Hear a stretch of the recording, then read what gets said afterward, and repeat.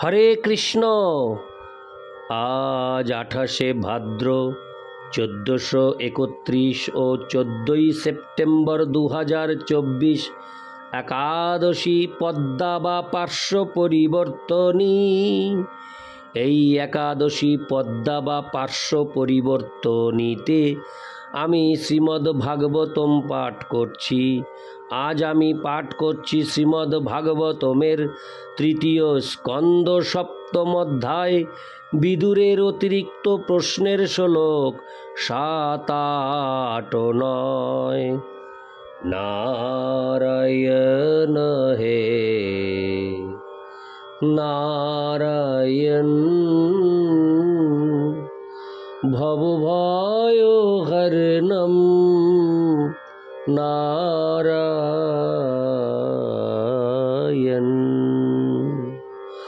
লক্ষ্মীকান্তম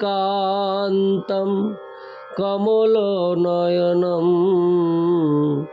মঙ্গল চরণম নারায়ণ। শ্লোক 7। এতস্মিন্নে মনোবিদ্যন খিদ্যতে হজ্ঞান সংকটে তন্ন পরানুদ বিভো কশ্বলং মানসং মহৎ।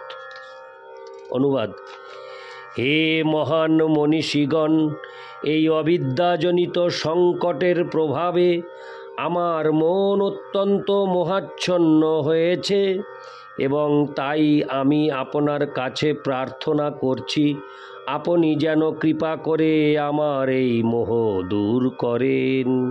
তাৎপর্য: এই প্রকার মানসিক বিভ্রান্তি যা এখানে বিদুরের মধ্যে পরিলক্ষিত হয়েছে তা কোন কোন জীবে উৎপন্ন হয়? হরে কৃষ্ণ। তা কোনো জীবে উৎপন্ন হয়, সকলের হয় না। কেননা সকলেই যদি বিভ্রান্ত হতো তাহলে শ্রেষ্ঠ ব্যক্তিদের দ্বারা তার সমাধানের কোনো সম্ভাবনা থাকতো না। ইতি শ্লোক 7। শ্লোক 8। শ্রী শুক উবাচ স ইত্থং চোদিত ক্ষত্রা তত্ত্ব জিজ্ঞাসুনা মুনি প্রত্যাহ ভগবচ্চিত্ত স্বয়ন্নিব গতস্বয়। অনুবাদ: শ্রী শুকদেব গোস্বামী বললেন, হে রাজন, তত্ত্ব জিজ্ঞাসু বিদুর কর্তৃক এইভাবে জিজ্ঞাসিত হয়ে মৈত্রেয় মুনি যেন প্রথমে একটু আশ্চর্য হয়েছিলেন, কিন্তু তারপর তিনি নিঃসংকোচে উত্তর দিতে শুরু করেছিলেন, কেননা তিনি ছিলেন সম্পূর্ণরূপে ভগবত ভাবনাময়। তাৎপর্য: যেহেতু মহর্ষি মৈত্রেয় ভগবত চেতনায় পূর্ণ ছিলেন, তাই বিদুরের এই প্রকার পরস্পর বিরোধী প্রশ্নে তার বিস্মিত হওয়ার কোনো কারণ ছিল না। তাই একজন ভক্তরূপে তিনি বাহ্যত বিস্ময় প্রকাশ করেছিলেন, যেন তিনি সেই সমস্ত প্রশ্নগুলির উত্তর কিভাবে দিতে হবে তা জানতেন না, কিন্তু তিনি তৎক্ষণাৎ পূর্ণরূপে সংযত হয়েছিলেন এবং যথাযথভাবে বিদুরের প্রশ্নের উত্তর দিয়েছিলেন। যস্মিন বিজ্ঞাতে সর্বম এবং বিজ্ঞাতং ভবতি। যিনি ভগবদ ভক্ত তিনি ভগবানের বিষয়ে কিছু না কিছু জানেন এবং ভগবানের প্রতি অর্পিত ভক্তির প্রভাবে তিনি ভগবানের কৃপায় সব কিছু জানার যোগ্য হন। যদিও ভগবদ ভক্ত আপাত দৃষ্টিতে নিজেকে অজ্ঞ বলে প্রকাশ করতে চান, তবুও তিনি সমস্ত জটিল বিষয়ে পূর্ণ জ্ঞান সম্পন্ন। ইতি শ্লোক 8। শ্লোক 9। মৈত্রেয় উবাচ সেয়ং ভগবত মায়া জন্য এন বিরুদ্ধতে ঈশ্বরস্য বিমুক্তস্য কার্পণ্যমূত বন্ধনম। অনুবাদ: শ্রী মৈত্রেয় বললেন, কোনো বদ্ধ জীব এই ভ্রান্ত সিদ্ধান্ত উপস্থাপন করে যে পরম ব্রহ্ম বা পরমেশ্বর ভগবান মায়া কর্তৃক মোহাচ্ছন্ন হন। আবার সেই সঙ্গে তারা এও মানে যে ভগবান বদ্ধ নন। এই সিদ্ধান্ত সমস্ত যুক্তির বিরোধী। তাৎপর্য: কখনো কখনো মনে হয় যে পূর্ণ চিন্ময় পরমেশ্বর ভগবান কখনো জীবাত্মার জ্ঞান আচ্ছাদনকারী মায়া শক্তির কারণ হতে পারেন না, কিন্তু প্রকৃতপক্ষে বহিরঙ্গা মায়া শক্তিও যে পরমেশ্বর ভগবানের বিভিন্ন অংশ, সেই সম্বন্ধে কোনো সন্দেহ নেই।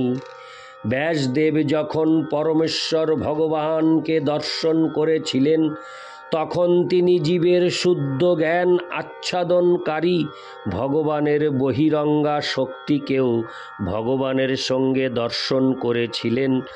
ভগবানের বহিরঙ্গা শক্তি কেন এইভাবে কার্য করে, সেই সম্বন্ধে বিশ্বনাথ চক্রবর্তী ঠাকুর এবং শ্রীল জীব গোস্বামীর মতো মহান ভাষ্যকারদের বিশ্লেষণ নিম্নলিখিতভাবে বিবেচনা করা যেতে পারে।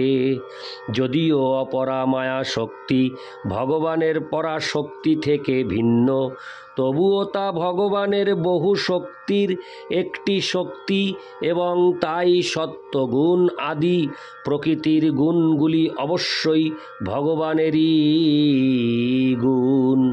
শক্তি এবং শক্তিমান পরমেশ্বর ভগবান অভিন্ন, এবং যদিও এই শক্তি ভগবানের সঙ্গে এক ও অভিন্ন, তবুও তিনি কখনো এই শক্তির বশীভূত হন না। জীব যদিও ভগবানের বিভিন্ন অংশ, তবুও তারা জড়া শক্তির দ্বারা পরাভূত হয়। ভগবদ্গীতায় 9:5 যে ভগবানের অচিন্ত যোগমৈশ্বরম বর্ণনা করা হয়েছে, কূপমণ্ডুক দার্শনিকেরা তা বুঝতে ভুল করে। পরমেশ্বর ভগবান নারায়ণ দরিদ্র নারায়ণ হয়ে যান, সেই কথা প্রতিপন্ন করার জন্য তারা প্রতিপাদন করে যে মায়াশক্তি পরমেশ্বর ভগবানকে বশীভূত করে। শ্রীল জীব গোস্বামী এবং শ্রীল বিশ্বনাথ চক্রবর্তী ঠাকুর কিন্তু তার ব্যাখ্যা করে অতি সুন্দর একটি দৃষ্টান্ত দিয়েছেন। তারা বলেছেন যে সূর্য যদিও পূর্ণ জ্যোতির্ময়, তাহলেও মেঘ, অন্ধকার এবং তুষারপাত সূর্যের বিভিন্ন অংশ। সূর্য ব্যতীত মেঘ অথবা অন্ধকারের দ্বারা আকাশের আবৃত হওয়ার সম্ভাবনা থাকে না, অথবা পৃথিবীতে তুষারপাত সম্ভব নয়।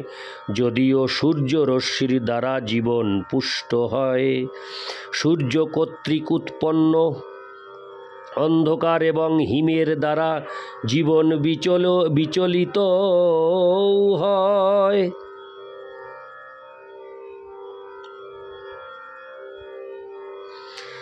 হরে কৃষ্ণ। কিন্তু এটিও সত্য যে সূর্য কখনো অন্ধকার, মেঘ অথবা তুষারপাতের দ্বারা আচ্ছন্ন হয় না। সূর্য এই সমস্ত বিঘ্ন থেকে অনেক অনেক দূরে। মূর্খ মানুষেরাই কেবল বলে যে সূর্য মেঘের দ্বারা অথবা অন্ধকারের দ্বারা আচ্ছন্ন হয়েছে। তেমনি পরব্রহ্ম পরমেশ্বর ভগবান জড়া প্রকৃতির প্রভাবের দ্বারা কখনো প্রভাবিত হন না, যদিও সেই প্রকৃতি তারই অসংখ্য শক্তির একটি শক্তি। পরাস্য শক্তির বিবিধৈব শ্রূয়তে। পরব্রহ্ম মায়ার দ্বারা অভিভূত হন, সেই কথা প্রতিপন্ন করার কোনো কারণ নেই। মেঘ, অন্ধকার এবং তুষারপাত কেবল সূর্যরশ্মির এক অতি নগণ্য অংশকে আচ্ছাদিত করতে পারে। তেমনি জড়া প্রকৃতির গুণ কিরণ সদৃশ জীবদের প্রভাবিত করতে পারে। এইটি জীবের দুর্ভাগ্য যে তার শুদ্ধ চেতনা এবং নিত্য আনন্দকে জড়া প্রকৃতি প্রভাবিত করতে পারে, যদিও তা অবশ্যই বিনা কারণে নয়। শুদ্ধ চেতনা এবং নিত্য আনন্দের এই আবরণের কারণ হচ্ছে অবিদ্যা কর্ম সংজ্ঞা, সেই শক্তি যা ক্ষুদ্র স্বাতন্ত্র্যের অপব্যবহারকারী অনুসদৃশ জীবের উপর ক্রিয়া করে। বিষ্ণু পুরাণ, ভগবদ গীতা এবং অন্য সমস্ত বৈদিক শাস্ত্রের মতে জীব ভগবানের তটস্থা শক্তি সম্ভূত এবং তার ফলে তারা সর্বদাই ভগবানের শক্তি এবং কোনো অবস্থাতেই তারা শক্তিমান নয়। জীবেরা হচ্ছে সূর্য কিরণের মতো, যদিও পূর্বে বিশ্লেষণ করা হয়েছে যে সূর্য এবং তার কিরণের মধ্যে, হরে কৃষ্ণ, সূর্য এবং তার কিরণের মধ্যে কোনো গুণগত পার্থক্য নেই, তবুও সূর্যের কিরণ কখনো কখনো মেঘ অথবা তুষারপাত রূপ সূর্যের শক্তির দ্বারা আচ্ছাদিত হতে পারে। তেমনি জীব যদিও গুণগতভাবে ভগবানের উৎকৃষ্টা প্রকৃতির সঙ্গে এক, তবুও তাদের নিকৃষ্টা জড়া প্রকৃতির দ্বারা পরাভূত হওয়ার সম্ভাবনা রয়েছে। বৈদিক মন্ত্রে উল্লেখ করা হয়েছে যে জীব অগ্নির স্ফুলিঙ্গের মতো। অগ্নির স্ফুলিঙ্গও অগ্নি, হরে কৃষ্ণ, অগ্নির স্ফুলিঙ্গও অগ্নি, কিন্তু স্ফুলিঙ্গের দাহিকা শক্তি অগ্নির থেকে ভিন্ন। স্ফুলিঙ্গ যখন অগ্নি থেকে দূরে যায় তখন তা অগ্নিবিহীন পরিবেশের দ্বারা প্রভাবিত হয়। যদিও তার মধ্যে অগ্নির সঙ্গে এক হয়ে যাওয়ার শক্তি নিহিত থাকে, তবুও স্ফুলিঙ্গ অগ্নিকুণ্ড হতে পারে না। স্ফুলিঙ্গ মূল অগ্নির অংশরূপে চিরকাল তার ভিতর থাকতে পারে, কিন্তু যে মুহূর্তে স্ফুলিঙ্গ মূল অগ্নি থেকে বিচ্ছিন্ন হয়ে যায় তখনই তার দুর্ভাগ্য এবং দুঃখ দুর্দশা শুরু হয়।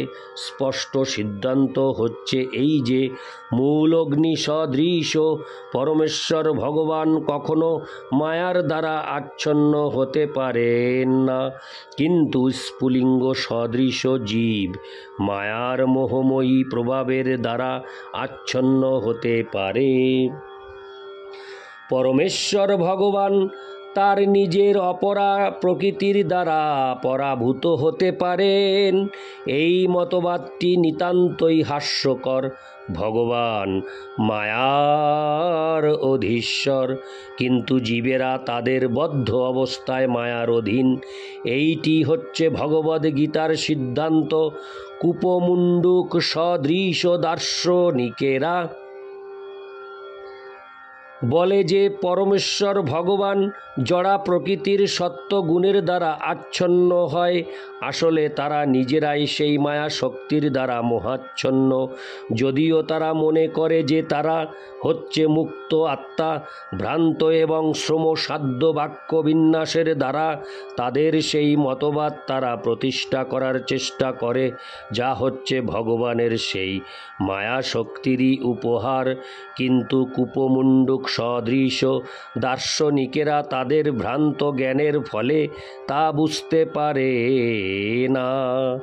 শ্রীমদ্ ভাগবতের ষষ্ঠ স্কন্ধের নবম পরিচ্ছেদের চতুস্ত্রিংশতি শ্লোকে উল্লেখ করা হয়েছে, দুর্বোধ ইব তবায়ং বিহার যোগ যদ শরণোহ শরীর ঈদ মনোবেক্ষী তস্মৎ সমবায় আত্মনৈবা বিক্রিয়মানেন সগুণ মগুণ সৃজসি পাশি হরসি।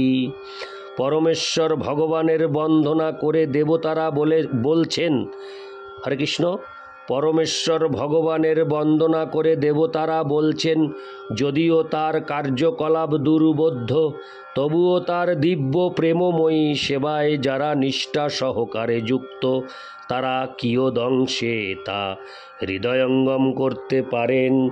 দেবতারা স্বীকার করেছেন যে ভগবান যদিও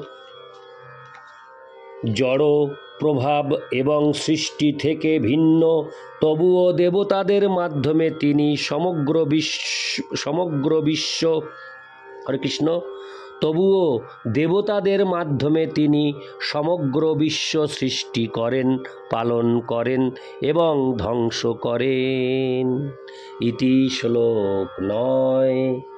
নারায়ণ হে নারায়ণ ভবভয়হরণম নারায়ণ। হরে কৃষ্ণ, রাধে রাধে, জয় শ্রী রাধেশ্যাম।